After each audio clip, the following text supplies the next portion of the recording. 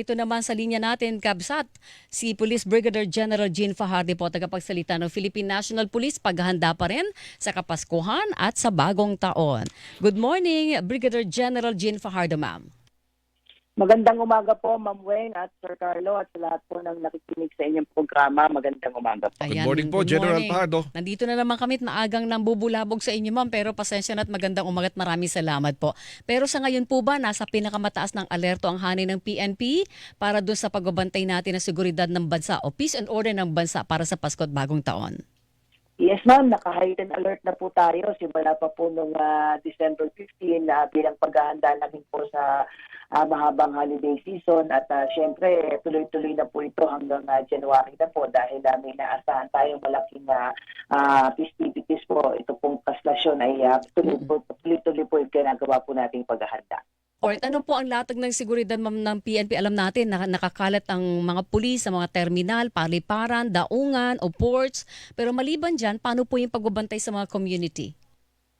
Tama po, Mama. Maliban po doon sa ating mga ipinakalat po sa mga pulis, sa mga pangunahing terminal, sa pantalan at airports. At syempre, Ma'am, dahil binabantayan din po natin yung simbang gabi, ay naglagay din po tayo ng mga police assistance there sa malapit sa mga simbahan at doon sa mga commercial establishment na malapit po. At maliban po doon, ma'am, ay kasama din po na ating i-deploy yung ating mga K9 dogs para makatulong po doon sa mga pag-i-inspect po ng mga bagahe dahil inaasahan po natin kahapon po ay napakarami na pong bumiyahe para makatulong po tayo sa pag-i-inspect po ng mga bagahe po.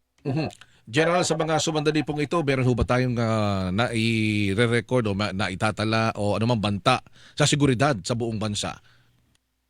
Sa ngayon po, sir, wala naman po tayong namomonitor na anumang seryosong banta para sa seguridad. Subalit hindi po tayo nagkukumpiyansa. Palagi po tayo nagmomonitor at nakikipag-coordinate po sa ating sa ibang security forces. At mini-maintain po natin yung ating active security stance po para hindi po tayo malusutan ng anumang banta po sa ating seguridad. Gaano po ba kalaki ang pwersa ng PNP, ma'am, na nakakalat ngayong holiday season hanggang January 9 para sa traslasyon?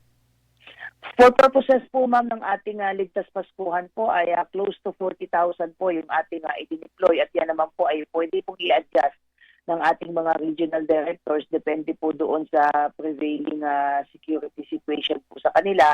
At para po sa traslasyon ay matagal na po natin pinaghahandaan yan at malaki po yung pwersang ilalatag po natin dyan. Ang NCRPO po ang pangunahin pong maglalatag po ng seguridad, pero yung ating pong mga karatig na mga probinsya at rehiyon, particularly yung Region 3 and Region 4 ay inaasahan po natin na i-deploy po natin dyan. At pagkaganyan pong malaking event po ay yung ating Oplan na Manila Shield ay talagang ina-activate po natin.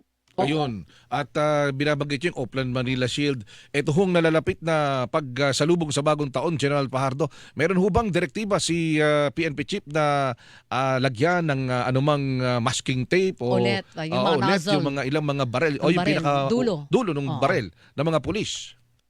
Matagal na po natin hindi po pinapractice yan na tinitape po natin yung mga baril po dahil naniniwala tayo na responsable at mas disiplinado po yung ating mga pulis at patuloy po natin silang pinapaalalahanan na dapat ay hindi po nila ginagamit sa anumang klaseng pagputok yung kanilang mga baril. Dapat ginagamit yan sa official lang.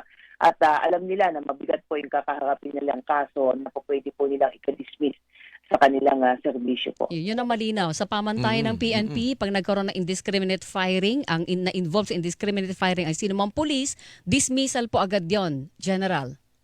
Tama po, ma'am. Tama po. Alright. Ayun. And paano po yun sa mga di ba sa ngayon, wala pa tayong batas labas sa mga paggamit ng paputok, General Jean, hindi po ba? Pero may EO na nagbabawal dito. Dati pang inilabas ito ni dating Pangulong Rodrigo Duterte. Hindi pa ito na isasantabi ng kasalukuyang administrasyon.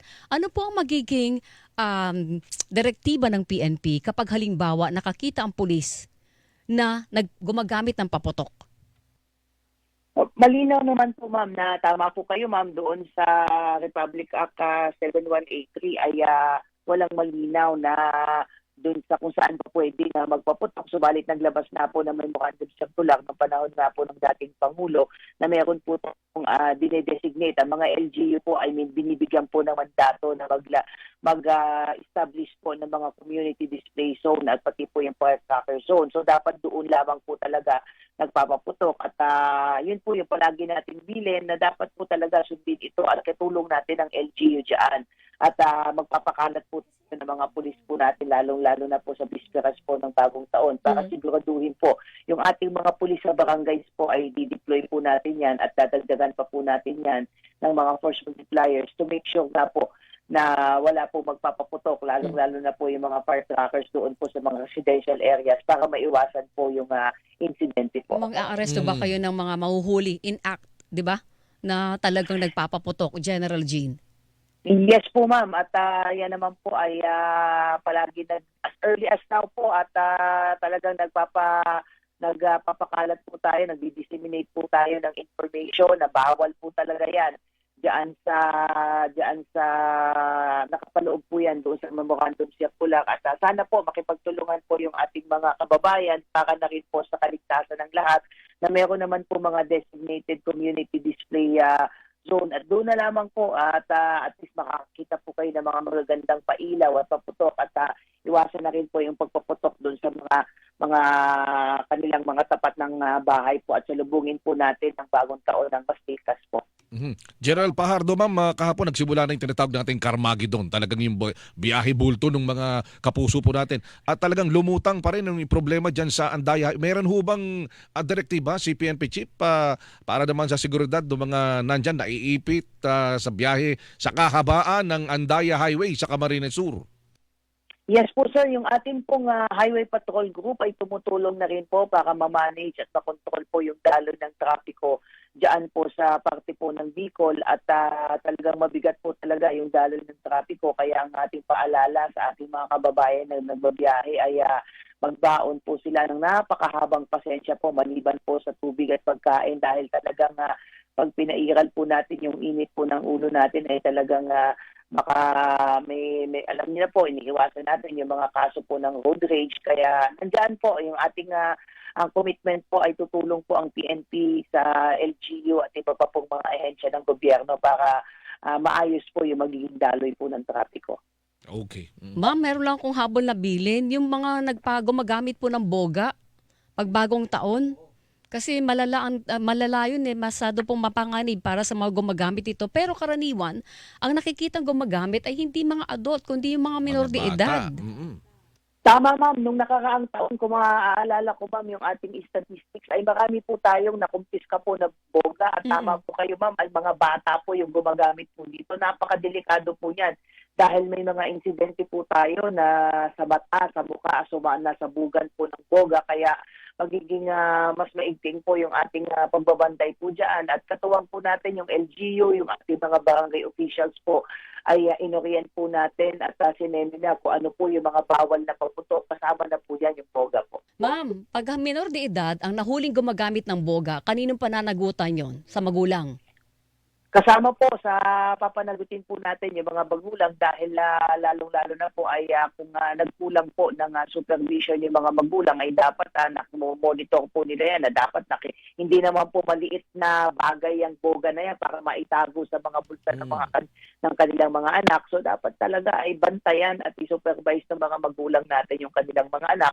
Lalong-lalo na nga po, alam natin lahat ay gusto talagang magdiwang ng bagong taon. Pero ang paalala natin sa mga magulang ay yung close supervision po sa kanilang mga maliliit na anak po. Alright ma'am, maraming salamat Thank po you sa so much, oras ma'am. ngayong umaga. Mag-ingat po kayo Merry at Christmas Merry po, ma'am. Christmas. Maraming salamat ma'am sir at magandang umaga po. Good morning. Mga kapuso, si PNP Police Brigadier General Jean Fajardo, siya po ang tagapagsalita ng Philippine National Police. At sa oras natin na Hilingan, walang pinopro